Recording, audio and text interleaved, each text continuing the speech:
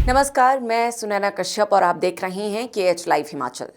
कहते हैं कि तस्वीरें झूठ नहीं बोलती, बस सच को बयां करती है। आपकी स्क्रीन पर ये दो तस्वीरें बहुत कुछ बयां कर रही है। एक तस्वीर जिसकी चर्चा होनी बेहद जरूरी है मगर हो नहीं रही, और दूसरी तस्वीर वो जिसकी चर्चा हो तो रही है लेकिन चेतावनी कोई गंभीरता से नहीं ले रहा। चेतावनी एक बार नहीं बल्कि बार बार दी गई। बिजली महादेव रोपवे नहीं बनेगा। बिजली महादेव रोपवे, जिसे एक तरफ विकास का रास्ता कहा जा रहा है, वहीं दूसरी तरफ स्थानीय लोग इसे आजीविका, पर्यावरण और आस्था का बलिदान मान रहे हैं। आस्था के रास्ते पर अब मशीनें चल रही हैं और पेड़ धराशायी हो रहे हैं। अब सवाल बड़ा गहरा है कि अगर इसी तरह पेड़ काटने हैं तो फिर रोपवे क्यों? लंबी चौड़ी सड़क ही बना दीजिए। रोपवे किस लिए बनाया जाता है? दावा तो यही है ना कि पर्यावरण को कोई नुकसान ना हो। तो क्या ये नुकसान नहीं है? हमारे या आपके लिए ये बहुत बड़ा नुकसान है, लेकिन शायद सत्ता में बैठने वालों के लिए ये बस कचरा हो जो बरसात के मौसम में पानी के बहाव के साथ जंगलों से बहता हुआ बाहर आ जाता है। देखिए, हिमाचल प्रदेश में इन दिनों बाढ़ में बहकर आए पेड़ चर्चा का एक बड़ा विषय बने हुए हैं। सवाल उठ रहे हैं कि इतनी बड़ी तादाद में ये पेड़ आए कहां से, और जब सरकार की तरफ से जवाब मिला तो वो जवाब किसी के गले से नहीं उतरा। आरोप था कि ये अवैध कटान का नतीजा है, लेकिन जवाब मिला कि ये कोई अवैध कटान नहीं, बस पानी के बहाव के साथ आई जंगल की कचरा लकड़ियां हैं। चलिए, कचरा ही सही, अब सरकार कह रही है तो पूरी जांच पड़ताल के साथ ही कह रही होगी। और सवाल उठाने वालों का क्या है? कौन सा विपक्ष इसे उठा रहा है? आम जनता ही तो है। खैर, इन दिनों बिजली महादेव की पहाड़ियों से भी पेड़ों के कटान की तस्वीरें काफी ज्यादा वायरल हो रही हैं, जहां बड़ी संख्या में हरे भरे पेड़ों को काटा गया है और हरे भरे जंगल को नुकसान भी पहुंच रहा है। सोशल मीडिया पर भी एक अभियान चलाया जा रहा है, सेव बिजली महादेव। दरअसल हिमाचल प्रदेश के कुल्लू जिला की खराहल घाटी में बसे बिजली महादेव मंदिर के लिए रोपवे बनने वाला है। ऐसे में बिजली महादेव मंदिर के लिए बनने वाला रोपवे एक बार फिर विवादों में घिरने लगा है, जहां रोपवे बनाने वाली कंपनी के द्वारा रोपवे का काम शुरू तो कर दिया गया है, वहीं इस रोपवे के लिए चिन्हित जगह पर बड़ी संख्या में पेड़ों का कटान भी जारी है। इसीलिए एक बार फिर इस रोपवे को लेकर कई सारे सवाल खड़े हो गए हैं। ग्रामीणों द्वारा सोशल मीडिया पर अत्यधिक कटान की बात कही जा रही। बिजली महादेव मंदिर कमेटी के कोषाध्यक्ष फतेह सिंह राणा का कहना है कि बिजली महादेव के लिए रोपवे बनाने वाली कंपनी के द्वारा बिजली महादेव के जंगलों में बड़ी संख्या में पेड़ काटे गए हैं। ऐसे में देवता के जंगल में इन पेड़ों का कटान हुआ है। उन्होंने बताया कि देवादेश से देवता द्वारा अपने स्थान के आसपास छेड़छाड़ करने को लेकर पहले भी मनाही जताई गई है, लेकिन रोपवे निर्माण के लिए देवता के जंगल में बड़ी संख्या में पेड़ों का कटान हो रहा, जिससे देव समाज से जुड़े लोगों की चिंता बढ़ गई है। अब जब सवाल उठने लगे तो सवालों के घेरे में पहले वही आए जो इस रोपवे के निर्माण पर विरोध जता रहे थे। पूर्व सांसद और भगवान रघुनाथ के छड़ी बरदार महेश्वर सिंह स्थानीय लोगों के साथ रहते हुए इस प्रोजेक्ट का विरोध कर रहे हैं। लेकिन जब भूमि पूजन की तस्वीरें सामने आई तो महेश्वर सिंह सबसे पहले नजर में आए। हालांकि बाद में उन्होंने स्पष्टीकरण दिया है कि वो भूमि पूजन के दौरान भी विरोध जताने ही गए थे, लेकिन आम जनता महेश्वर सिंह की बातों और उनके हाव भाव को देखकर ये समझ नहीं पा रही कि ये कैसा विरोध है। उधर गए तो उनके हो गए और इधर आए तो हमारे, समझना मुश्किल है। मुझे इस प्रकार से खबर आई और मैंने पढ़ा भी, देखा भी कि वहाँ पर हरा भरा जंगल जो देवता के साथ लगता है और वो देवता ही के एरिया में है, उसमें कटान हुआ और करोड़ों की लकड़ी काट दी। और किस प्रकार से हरे, जब एक तरफ हरे सरकार कहती है हरे पेड़ नहीं काट सकते, वो हरे भरे जंगल उजाड़ दिया। अपने लोगों से भी कहना है और उनसे भी बात करनी है कि भाई आप क्या कर रहे हैं।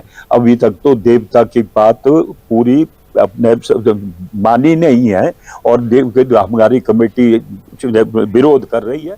Around 3 hectares total area diverted है जो कॉरपोरेशन को इनको रोपवे बनाने के लिए है। तो इसमें जो total number of trees marked हैं वो 203 ट्रीज मार्क्ड हैं और इनिशियली अभी 72 ट्रीज को फेल करने की परमिशन दी गई है और ये कार्य फॉरेस्ट कॉरपोरेशन के माध्यम से किया जा रहा है और फॉरेस्ट कॉरपोरेशन ने फर्दर यूज़र एजेंसी जो रहती है उन्हीं को इस कार्य को दिया है। तो जो भी टिम्बर यहाँ से निकल रहा है वो फॉरेस्ट कॉरपोरेशन के डिपो में आएगा और उसके फर्दर वहाँ से एक सरकारी तौर पे उसकी जो ऑक्शन होता है जो मंथली बेसिस पे कॉरपोरेशन करती है उसके माध्यम से इसको डिस्पोज किया जाएगा। लेकिन चलिए समझने की कोशिश करते हैं कि इस प्रोजेक्ट के तार सियासत से कैसे जुड़ते हैं। देखिए, इस रोपवे के निर्माण के बारे में प्रधानमंत्री नरेंद्र मोदी ने 5 नवंबर 2017 को कुल्लू में हुई एक जनसभा में जिक्र किया था। बिजली महादेव मोदी का ड्रीम प्रोजेक्ट माना जाता है और बिजली महादेव रोपवे का निर्माण भारत सरकार की पर्वतमाला योजना के तहत किया जा रहा है। अप्रैल 2022 में पूर्व की जयराम सरकार के समय हिमाचल सरकार और national highway logistic management limited के बीच 3,232 करोड़ की लागत से बनने वाले 7 रोपवे के लिए MOU साइन हुआ था। इन सभी रोपवे की लंबाई लगभग 57 किलोमीटर थी। इन 7 रोपवे में बिजली महादेव रोपवे भी शामिल था।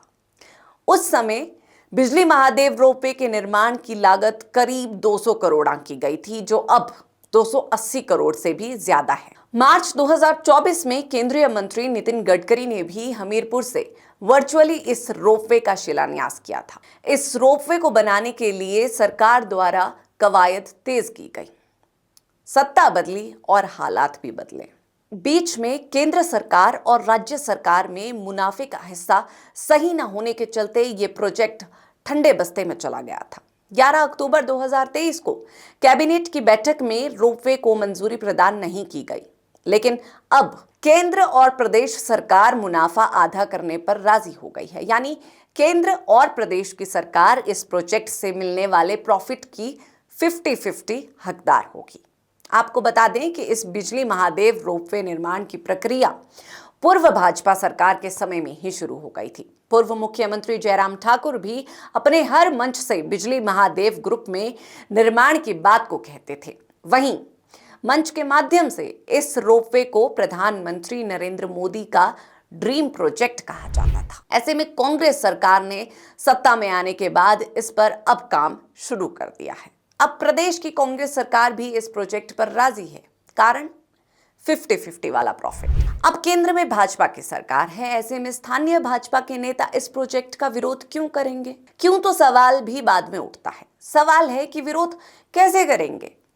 इधर प्रदेश में कांग्रेस की सरकार है जो पहले ही आर्थिक संकट से जूझ रही है। अब अगर हाथ में कुछ लाभ आ रहा है, चाहे आधा ही क्यों ना हो, तो फिर ऐतराज किस बात का? उधर जिला कुल्लू के मुख्यालय के साथ खराहल घाटी के शीर्ष पर भगवान बिजली महादेव का मंदिर स्थापित है। ये मंदिर भगवान शिव को समर्पित है और इसके प्रति देश विदेश में लोगों की काफी ज्यादा आस्था है।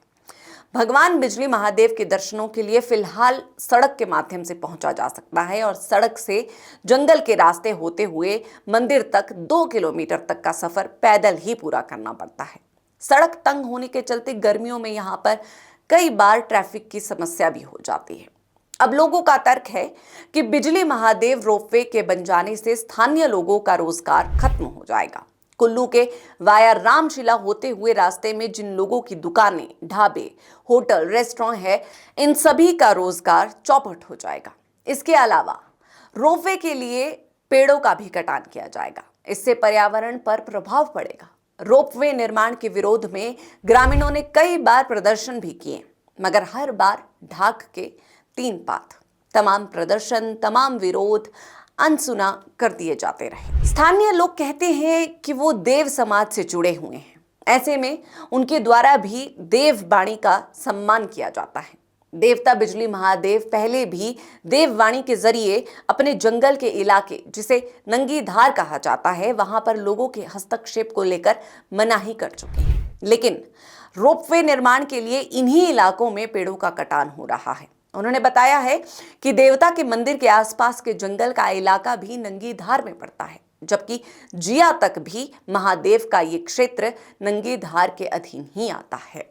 स्थानीय लोगों का कहना है कि जब रोपवे कंपनी के द्वारा बिजली महादेव में रोपवे लगाने को लेकर मिट्टी का परीक्षण दिया गया था, उस वक्त भी घाटी में भारी त्रासदी झेलनी पड़ी थी। इस दौरान बिजली महादेव मंदिर के आसपास की भूमि पर भी पहाड़ में बड़ी बड़ी दरारें देखने को मिली थी। लोगों का कहना है कि बिजली महादेव मंदिर के कपाट 15 दिसंबर से 15 मार्च तक बंद कर दिए गए थे। इस दौरान भी रोपवे कंपनी द्वारा सर्वे किया जा रहा था। इसी दौरान भी घाटी में भारी बारिश और बर्फबारी का दौर देखने को मिला था। ये सब घटनाएं देव प्रकोप ही मानी जा सकती है। ऐसे में बिजली महादेव के क्षेत्र के आसपास हो रही ये छेड़छाड़ का ग्रामीणों द्वारा भी बार बार विरोध किया जा चुका है। वैसे इस प्रोजेक्ट को धार्मिक पर्यटन से भी जोड़कर देखा जा रहा है। जनता जो है वो नहीं चाहती कि यहाँ रोपवे लगे, क्योंकि इससे हमारे रोजगार पर सीधी हमारी आर्थिकी पर चोट है। इसलिए ये हमारे रोजगार को छीनेगा। रोपवे से कंपनी कमाएगी और कुछ लोगों की कमीशन बनेगी, ये पता है हमें। लेकिन रोपवे किसी भी हालत में हम लगने नहीं देंगे। हम चाहते हैं कि रोड हमारा ऊपर तक टच हो और रोड की वाइडनिंग हो, और रोड की वाइडनिंग होने के साथ साथ जो है, अगर ये जंगल हमारा कटने से बच जाएगा जो रोपवे के लिए कटेगा, थोड़े बहुत प्लांट्स जो है हमारे कटेंगे ऊपर दियार के, लेकिन ज्यादा नहीं कटेंगे। अगर सड़क हमारी दोनों तरफ से ऊपर टच हो जाती है, उससे रोजगार के जो है तगड़े अवसर निकलेंगे। जो बिजली महादेव में एक जनरल हाउस हुआ था मंदिर का, उसमें पारित हुआ था कि रोपवे उसमें नहीं चाहिए। उसमें 2-3 बातें हो गई थी।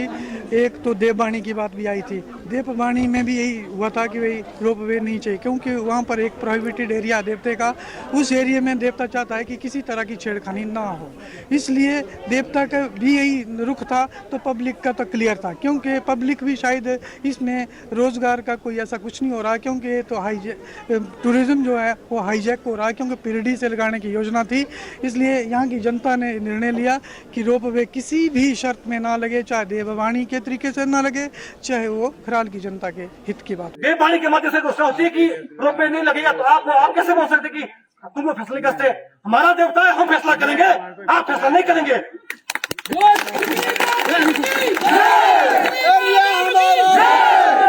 नहीं चलेगा, नहीं चलेगा, फैसला तुम्हारा नहीं चलेगा, नहीं चलेगा, हमारा फैसला तुम्हारा नहीं चलेगा, नहीं चलेगा। देव के सम्मान में स्पष्ट कर जाऊंगा कि सरकार से कि सरकार जबरदस्ती गुंडागर्दी ना करे। आप रोपवे को शिफ्ट कीजिए।